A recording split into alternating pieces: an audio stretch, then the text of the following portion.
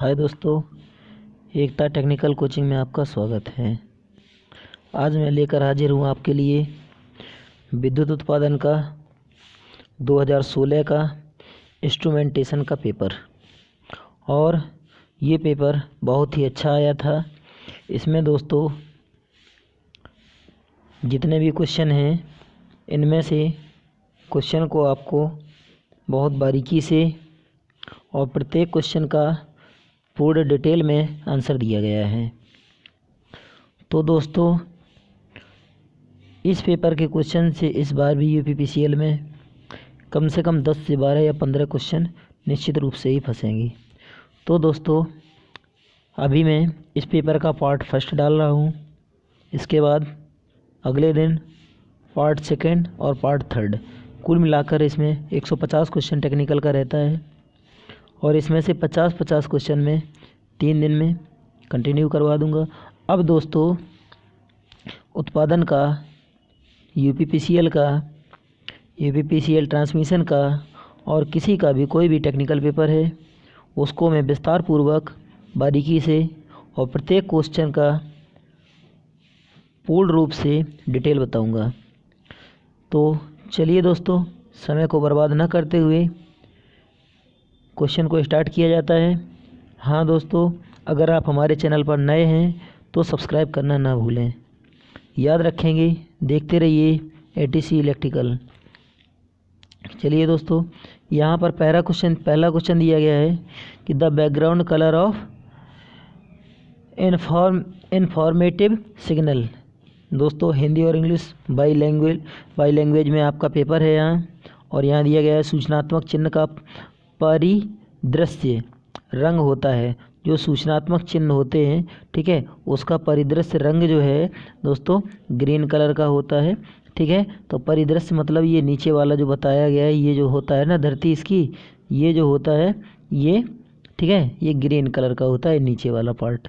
ठीक है, चलिए अगला क्वेश्चन यहाँ पर दिया गया है कि विद्युत से उत्पन्न आग के कारण इनमें से कौन से अग्निशामक प्रयोग नहीं किए जा सकते हैं।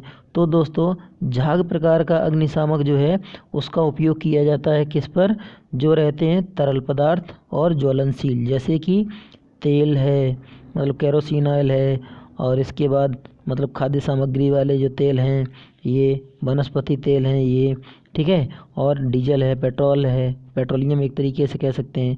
इनमें सभी में जब आग लग जाती है, ट्रांसफार्मर का तेल है, तो इनमें सभी में झाग का प्रयोग किया जाता है।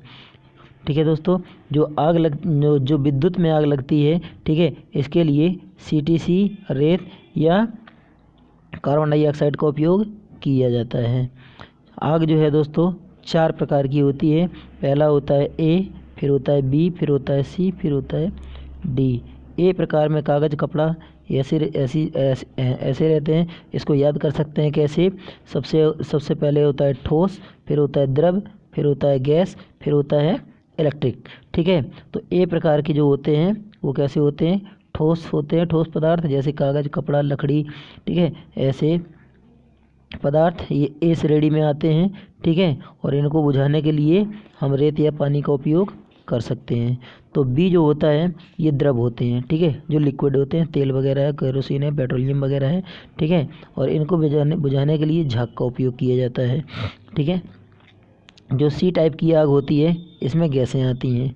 गैसों की आग को बुझाने के लिए बालू वगैरह इनका सबका उपयोग किया जाता है। ठीक है दोस्तों, कार्बन डाइऑक्साइड का भी मतलब जो सोडा होता है, बेकिंग सोडा, उसको बालू में मिला करके वो भी गैस के ऊपर डाला जा सकता है और ये गैस की आग बुझ जाती है। जो डी श्रेणी की आग है ये इलेक्ट्रिकल से संबंधित है, ठीक है, विद्युत से संबंधित आग है। और इसको बुझाने के लिए सीटीसी का उपयोग, कार्बन डाइऑक्साइड का उपयोग, रेत भरी बाल्टियाँ ये सब रहती हैं। जो बाल्टियाँ होती हैं उसमें रेत भरा जाता है और रेत में मिलाते हैं, मतलब शुष्क सूखा हुआ रेत होना चाहिए। और रेत में हम लोग मिला देते हैं बेकिंग सोडा जो रहता है। उससे क्या होता है, जब बेकिंग सोडा जब जलता है, ब्रेक होता है, तो उसमें से ऑक्सीजन निकलती है और कार्बन डाइऑक्साइड निकलती है, और ये कार्बन डाइऑक्साइड जो रहती है वो इसको बुझा देती है आग को। ठीक है, आगे चलते हैं। अगला क्वेश्चन यहाँ पर दिया गया है, कुचालकों के लिए बैंड अंतराल ठीक है, बैंड अंतराल क्या होता है। तो कुचालकों के लिए दोस्तों याद रखना है, यहाँ पर जो ऑप्शन आपका दिया गया है 3 से 6 दिया गया है। ठीक है, ज़्यादातर आप लोग पाएंगे तो कुचालकों का बैंड अंतराल जो होता है 5 इलेक्ट्रॉन वोल्ट से 15 इलेक्ट्रॉन वोल्ट के बीच होता है। इसका डायग्राम कैसे बनेगा, चित्र ऐसे बनता है दोस्तों, याद रखेंगे। ये ऊपर रहता है चालन बैंड, ठीक है, ऊपर रहता है चालन बैंड, नीचे रहता है संयोजी बैंड, इसको वैलेंसी बैंड कहते हैं, ऊपर वाले को कंडक्शन बैंड कहते हैं, और बीच में जो रहता है, ठीक है, ये एनर्जी गैप होता है ईजी, और यही होता है 5 से 15 इलेक्ट्रॉन वोल्ट के बीच। ठीक है दोस्तों, सबसे ज़्यादा अंतराल जो है ये कुचालकों में ही होता है। जो चालक के लिए अगर यहाँ पर पूछेगा तो ये आपस में एक दूसरे के ऊपर ओवरलैप होते हैं, ये एक दूसरे के ऊपर ओवरलैप होते हैं। अर्धचालकों के लिए पूछेगा तो ये लगभग 1 इलेक्ट्रॉन वोल्ट होते हैं एनर्जी गैप का मान। चलिए दोस्तों, अगला क्वेश्चन है ISO स्टैंडर्ड 4, इसका फुल फॉर्म पूछा गया है। ठीक है, इंटरनेशनल ऑर्गेनाइजेशन फॉर, यहाँ पर लिखा है इंटरनेशनल मतलब इंटरनेशनल स्टैंडर्ड ऑर्गेनाइजेशन, इसका ये पूरा नाम है दोस्तों। इसका ऑप्शन जो है आपका कौन सा, दूसरा सही होगा। चलिए अगला क्वेश्चन यहाँ पर दिया गया है, खाली स्थान करके आगे लिखा गया है कि उपकरण का उपयोग केवल प्रयोगशाला और मानकीकरण के साधनों के लिए किया जाता है। पूर्ण उपकरण होते हैं, पहला ऑप्शन सही है। पूर्ण उपकरण को देखिए दोस्तों क्या एब्सोल्यूट कहा जाता है। जो एब्सोल्यूट प्रकार के जो उपकरण होते हैं इनको पूर्ण उपकरण कहा जाता है, और इनका उपयोग कहाँ कहाँ करते हैं, मतलब प्रयोगशाला में किया जाता है। ठीक है, और स्टैंडर्ड या मानकीकरण के लिए इसका उपयोग किया जाता है। अगला क्वेश्चन है दोस्तों, यहाँ पर लिखा है आंतरिक अर्धचालक। जो आंतरिक होता है उसको इंट्रेंजिक भी कहा जाता है। जो इंट्रेंजिक होते हैं ये शुद्ध होते हैं, जैसे कि आपका है जर्मेनियम और आपका है सिलिकॉन। तो दोस्तों जो आंतरिक अर्धचालक होते हैं ये जर्मेनियम होते हैं और सिलिकॉन होते हैं। जो इस प्रकार के अर्धचालक होते हैं इनमें इलेक्ट्रॉन की गतिशीलता पूछी गई है कि कितनी होती है। ये दोस्तों इसका आंसर ये गलत है जवाब। यहाँ पर दिया गया है जो इलेक्ट्रॉन होती है और जो जर्मेनियम होती है और सिलिकॉन होती है, इसमें इलेक्ट्रॉन की और होल्स की दोनों की गतिशीलता बराबर बराबर होती है, क्योंकि इसकी अंतिम कक्षा में 4 इलेक्ट्रॉन होते हैं और होल्स भी उतने ही रहेंगे। ठीक है दोस्तों, तो ये एक तरीके से कुचालक की भांति व्यवहार करता है। तो अंतिम कक्षा में इलेक्ट्रॉन्स और होल्स जो है वो बराबर होते हैं। गतिशीलता मतलब ये गतिशील नहीं होते हैं। हम कह सकते हैं कि इलेक्ट्रॉन्स की गतिशीलता कब बढ़ जाती है, जब इसका टेम्परेचर बढ़ेगा। ठीक है, तो इलेक्ट्रॉन्स की गतिशीलता जो होती है, ठीक है, वो होल्स के बराबर होती है और ये उदासीन होता है। इसका जवाब होगा आपका पहला सही। अगला क्वेश्चन है यहाँ पर, पी प्रकार के अर्धचालक में रिक्तियों की संख्या इलेक्ट्रॉन की संख्या की। तो दोस्तों पी जो होता है ये होता है पॉजिटिव अर्धचालक। ठीक है, और पी को जो बनाया जाता है वो त्रिसंयोजी अर्धचालकों के द्वारा, त्रिसंयोजी मतलब जर्मेनियम में या सिलिकॉन में। ठीक है, जर्मेनियम में या सिलिकॉन में हम क्या मिलाते हैं, त्रिसंयोजी त्रिसंयोजी अर्धचालक मिलाते हैं। जब हम त्रिसंयोजी धातुएं इसमें मिलाएंगे, जैसे मतलब एक तरीके से हम कह सकते हैं बोरान है, ठीक है, इंडियम है, गैलियम है, ठीक है, तो ऐसी धातुएं हम इसमें मिलाते हैं तो इसकी अंतिम कक्षा में 3 इलेक्ट्रॉन होते हैं। जब अंतिम कक्षा में 3 इलेक्ट्रॉन है तो एक होल शेष बचेगा। जब एक होल शेष बचेगा, ठीक है, तो इसमें हम क्या कह सकते हैं कि ये जो होती है ये ग्राही धातु होती है। त्रिसंयोजी धातुएं जो होती हैं ये ग्राही धातु होती हैं। जो ग्राही धातुएं होती हैं इसमें होल्स की अधिकता और इलेक्ट्रॉन्स की कमी होती है। तो यहाँ पर पूछा गया है दोस्तों, पी प्रकार के अर्धचालक में रिक्तियों की संख्या इलेक्ट्रॉन की संख्या से, ठीक है, जो रिक्तियों की संख्या है ये इलेक्ट्रॉन की संख्या से अधिक होती है। एक तरीके से हम कह सकते हैं कि इस प्रकार का एक अर्धचालक बनाया गया है। तो इसमें होल्स और इलेक्ट्रॉन्स, जो होल्स रहेंगे वो इलेक्ट्रॉन्स की अपेक्षा ज़्यादा रहेंगे, क्योंकि पी अर्धचालक में होल्स की संख्या अधिक और इलेक्ट्रॉन्स की संख्या हमेशा कम होती है। जबकि एन अर्धचालक में, ठीक है, इलेक्ट्रॉन्स की संख्या अधिक और होल्स की संख्या ज़्यादा होती है। तो दोस्तों इसका यहाँ पहला जवाब जो गलत है, इसका ये बी मतलब दूसरा ऑप्शन सही है।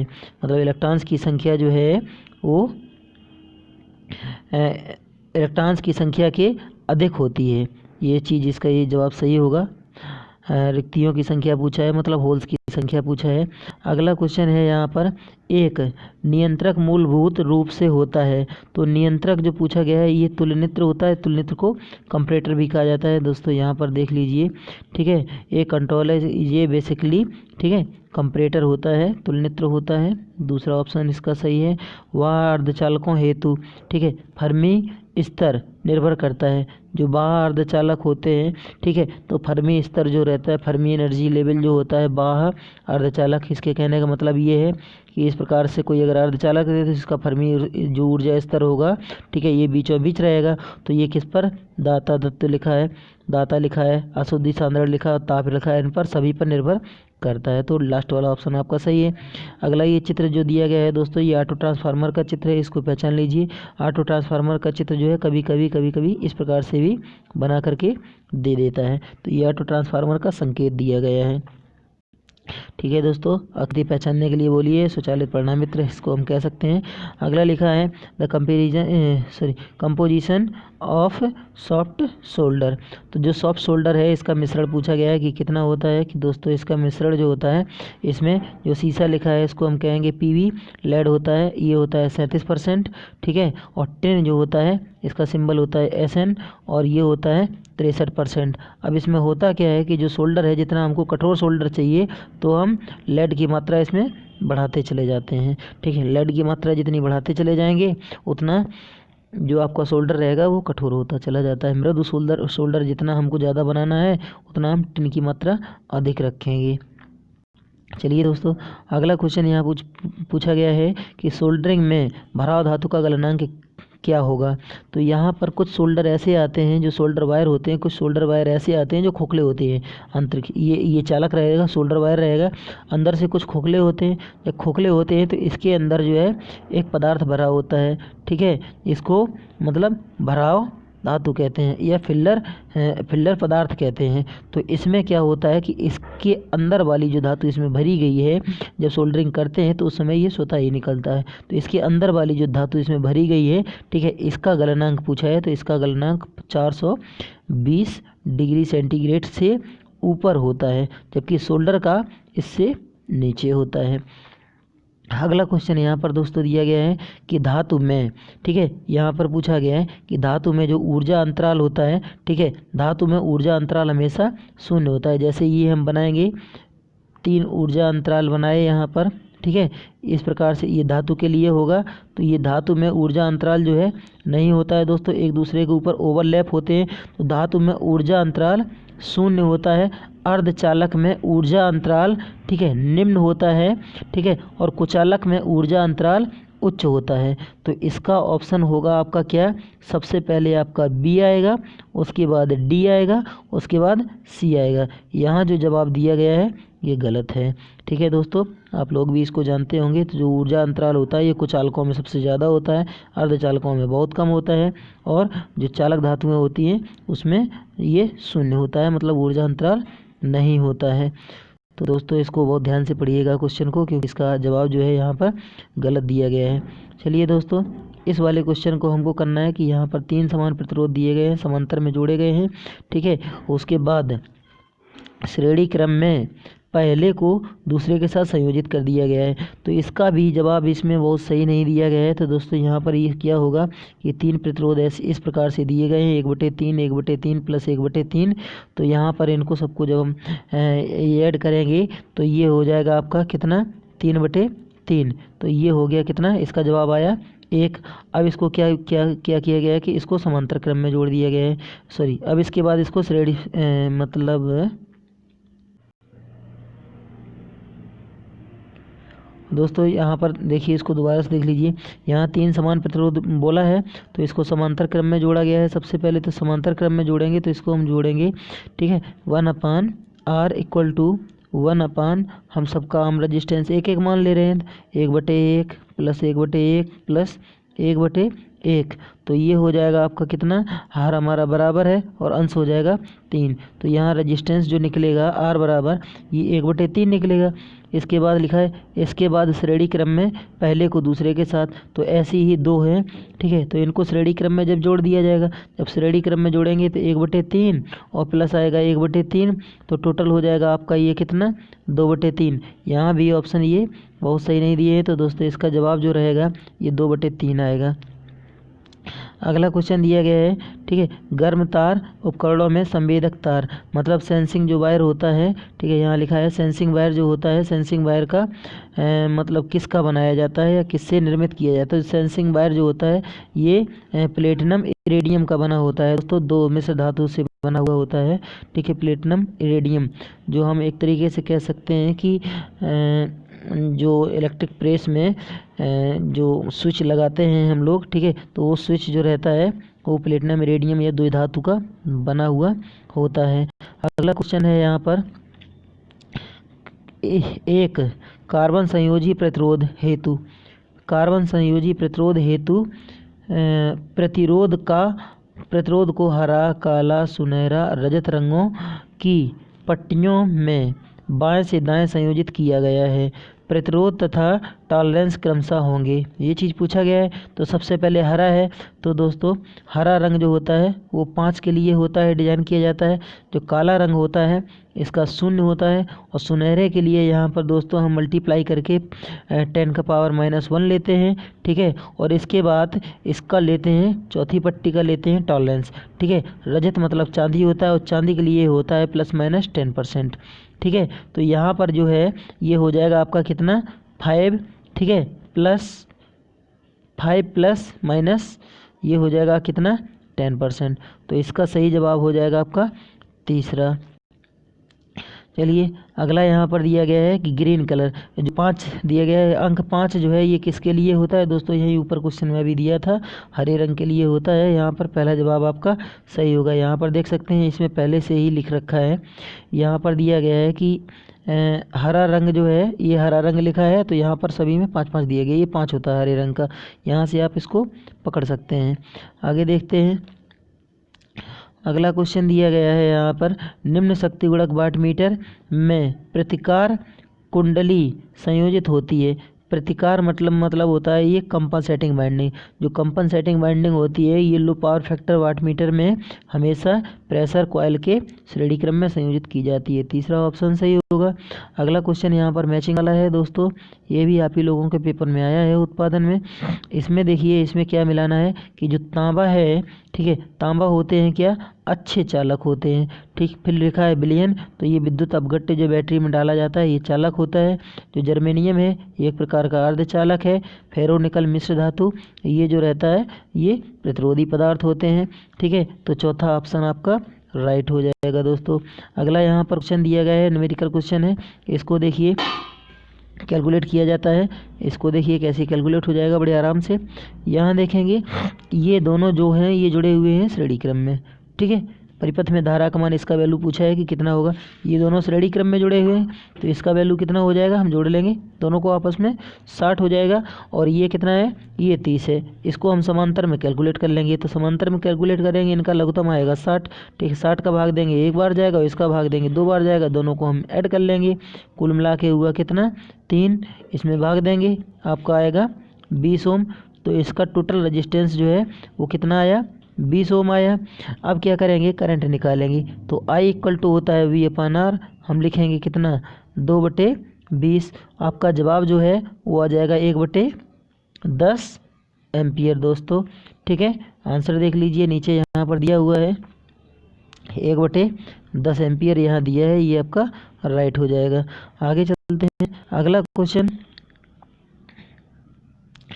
हाँ दोस्तों ये क्वेश्चन कई बुकों में दिया गया है, इसका डायरेक्ट जवाब आपको सीधे ही याद रखना पड़ेगा, 9.75 रहेगा, ठीक है, 9.75 रहेगा। हाँ इतना बता सकते हैं, इसको कैलकुलेट कैसे करना है ये चीज़ देख लीजिए। इसको कैलकुलेट करने के लिए हमको करना पड़ेगा, यहाँ पर सबसे पहले यहाँ पर 3 पथ हैं, एक इधर से, एक इधर से और एक इधर से, ठीक है। तो इन तीनों पथों में करंट का वैल्यू, तो यहाँ पर हम एक वोल्टेज मान लेंगे, ये V मान लेंगे। तो यहाँ पर हम लोग ले लेंगे इसको क्या V/P बराबर, ठीक है, 100 माइनस V, ये वाला 100 और में से ये वाला V घटा देंगे, ठीक है, बटे 2। बराबर सॉरी प्लस में हमको लिखना है कितना 150 माइनस में हो जाएगा आपका कितना v/4। इस प्रकार से इसको कैलकुलेट करेंगे। ठीक है दोस्तों, तो आपका यहाँ पर जवाब आ जाएगा 9.75। अगला क्वेश्चन है एक संकेतीय उपकरण में निम्न में से अनिवार्य विशिष्ट गुण कौन रखता है। तो यहाँ पर इसको पढ़ लीजिए, which of the following essential, ठीक है, feature is possessed by N induction instrument. ठीक है, सॉरी इंडिकेटिंग इंस्ट्रूमेंट। तो इंडिकेटिंग मतलब जो सूचक उपयंत्र होते हैं उनमें किसका मतलब कौन कौन सा गुण अनिवार्य रूप से होना चाहिए। ठीक है, तो इंडिकेटिंग होते हैं, तो इसमें गुण देख लीजिए यहाँ पर। ठीक है, डिफ्लेक्टिंग होना चाहिए जिसको विक्षेपण कहते हैं। ठीक है, तो विक्षेपण होना चाहिए, कंट्रोलिंग भी होना चाहिए और डैम्पिंग भी होना चाहिए। तीनों होते हैं, ये विक्षेपण, डिफ्लेक्टिंग है, कंट्रोलिंग है और डैम्पिंग। ये होता क्या है इंस्ट्रूमेंट में, ये चीज़ हम बता रहे हैं, सुनिए ज़रा। यहाँ पर जैसे मान करके चलिए एक मैंने कोई इंस्ट्रूमेंट बनाया, इसका कॉइल यहाँ पर है, ये स्प्रिंग लगाया गया है, फास्फर ब्रांच का होता है। ठीक है, ये फास्फर ब्रांच का स्प्रिंग लगाया जाए तो ये इसके गति की दूसरी दिशा में। अब यहाँ पर इसका ये स्पिंडल लगाया है, यहाँ पर ये कुंडली बनाई गई है इसके ऊपर।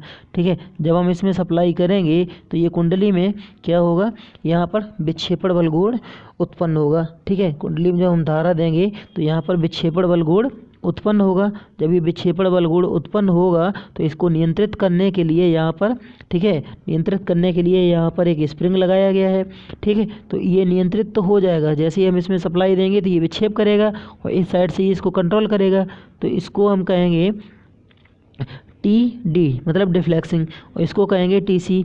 तो जब ये जिस स्थान पर ये जो संकेतक है ये रुकता है जाकर के, उसको हम संतुलन की अवस्था कहते हैं। यहाँ पर हो जाता है TD बराबर TC। लेकिन यहाँ पर जो अवमंदक दिया गया है, ठीक है, डैम्पिंग दिया गया है, इसका उपयोग किया है कि जो ये आपका एरो जो मतलब एक तरीके से ये संकेतक जो रहता है ये किसी एक ही निश्चित स्थान पर तुरंत रुक जाए। ठीक है, तुरंत रुकने के लिए इसके साथ में डैम्पिंग उपयोग में लाया जाता है, या अवमंदन प्रणाली या अवमंदन युक्ति उपयोग में लाई जाती है। अवमंदन युक्तियाँ जो होती हैं ये 3 प्रकार की होती हैं।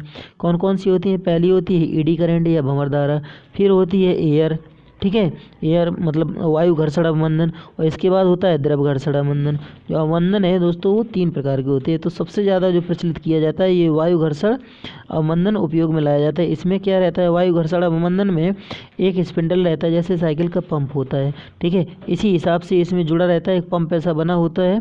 ठीक है, और इसका पिस्टन जो होता है वो, ये पूरा सिस्टम जो रहता है वो एल्युमिनियम का होता है। दोस्तों कुल मिला के इसको देखेंगे एक तरीके से ऐसे होता है, इसके अंदर यहाँ पिस्टन होता है और ये जो यहाँ पर जो ये रॉड जुड़ा हुआ है ये संकेतक के साथ जुड़ा रहता है। जब ये संकेतक चलता है तो ये अंदर जाता है, तो यहाँ एयर का प्रेशर लगता है, इसको वायु घर्षण अवमंदन कहेंगे। वायु घर्षण होता है। एडी करंट होता है कि जो डिस्क है इसके ऊपर सी आकार का मैग्नेट लगा देते हैं, इसके ऊपर हम क्या करते हैं, कुंडली कर देंगे, नहीं करेंगे तो परमानेंट मैग्नेट ये सी आकार का रहेगा, इस डिस्क पर ये फ्लक्स उत्पन्न करेगा, इससे ये मतलब जो डैम्पिंग होता है उसको रोकने का कार्य करेगी।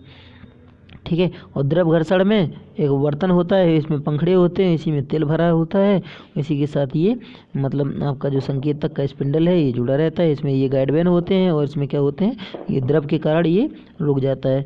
जो द्रव घर्षण अवमंदन युक्त जो इंस्ट्रूमेंट होते हैं दोस्तों, इसको हमेशा ऊर्ध्वाधर स्थिति में ही रखा जाता है। चलिए दोस्तों आगे चलते हैं, हमें आशा है कि आप समझ गए होंगे। अगला लिखा है, एक बंद परिपथ में सभी विभव परिवर्तनों का उपयोग शून्य होता है, यह नियम क्या कहलाता है। तो यह नियम किरचॉफ का द्वितीय नियम है। इस नियम में होता क्या है, एक तरीके से हम कह सकते हैं कि ऐसा बंद परिपथ जिसमें धारा और प्रतिरोधों का गुणनफल, ठीक है, का बीजगणितीय योग, धारा और प्रतिरोधों के गुणनफलों का बीजगणितीय योग, ये 1 मान लीजिए, ये I2 R2 मान लीजिए, बीजगणितीय योग उसी परिपथ में लगने वाले विद्युत वाहक बलों के बीजगणितीय योग के बराबर होता है। यह हम कहेंगे इस तरीके से कि एक बंद परिपथ में सभी विभव परिवर्तनों का योग शून्य होता है। एक तरीके से हम कह सकते हैं इस प्रकार से, ठीक है, IR और प्लस एप्सिलॉन, यहाँ पर हम लोग लिख सकते हैं इसको एप्सिलॉन IR प्लस एप्सिलॉन, ठीक है, ई बराबर 0, ये हम लिख सकते हैं। तो ये नियम जो है ये किरचॉफ ने दिया था, किरचॉफ का द्वितीय नियम है, ठीक है। किरचॉफ का जो पहला नियम होता है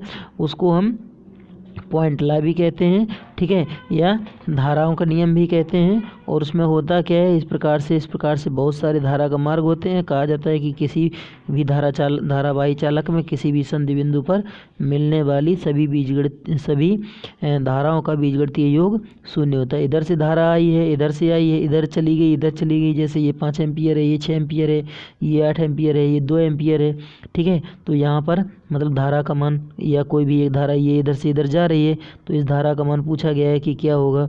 तो यहाँ दोस्तों जो अंदर की तरफ जा रही हैं ये 6 और 5 11, ये अंदर जा रही हैं, ये 11 एम्पियर हो जाएगा, ठीक है। 8 और 2 10, ये बाहर निकल रहा है, तो यहाँ पर आई का मान जो है 1 एम्पियर निकलेगा। इस हिसाब से इसमें आपके प्रथम नियम को, ठीक है, फॉलो किया जा सकता है। और प्रथम नियम जो होता है